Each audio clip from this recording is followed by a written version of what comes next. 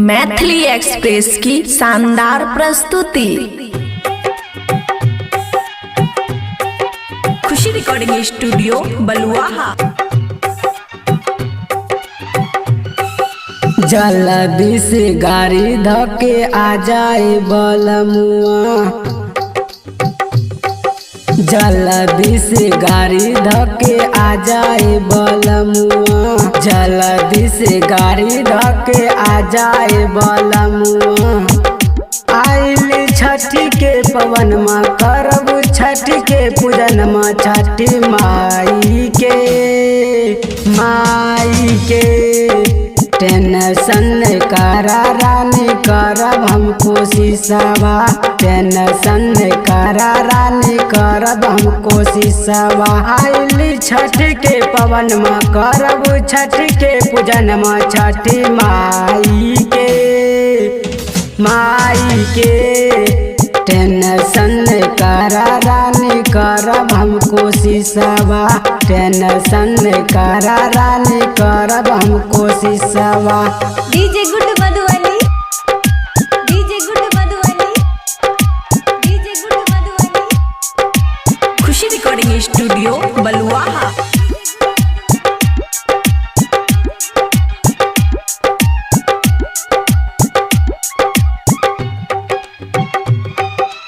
बलमुआ न आए थे मेरे सैया, कैसे करब छठ के पवनमा हो। साथ में तोहरा छठी घाट जाइब, माथा पर लेके दौड़िया हो।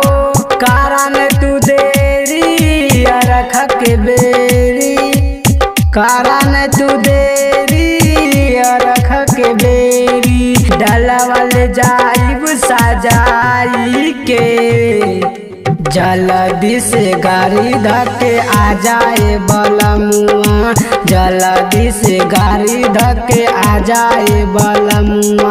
आइल छठ के पवन माँ करब छठ के पूजन माँ, छठी माई के टेंशन करा रानी करब हम कोशिशवा, टेंशन करा रानी करब हम कोशिशवा। DJ good Madhubani, DJ good Madhubani, DJ good Madhubani, DJ good.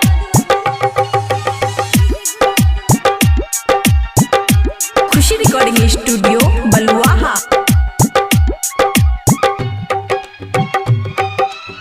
पहिले से मनमा में लागल बलल सा, राइटर पर लागल जाइब कलसा हो। मुन्ना संग चला घुमाए के आइब, मुन्ना संग चला घुमाए के आइब छठ घाट हो। जल्दी से गाड़ी धके आ जाए बलमुआ, आइल छठी के पवन माँ करब छठ के पूजन माँ, छठी माई के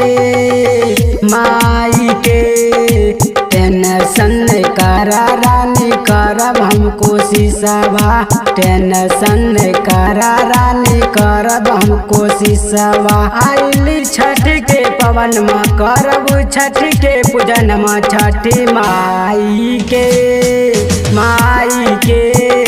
टेंशन करा रानी करब हम कोशिशवा, टेंशन करा रानी करब हम कोशिशवा। खुशी रिकॉर्डिंग स्टूडियो बलुआहा।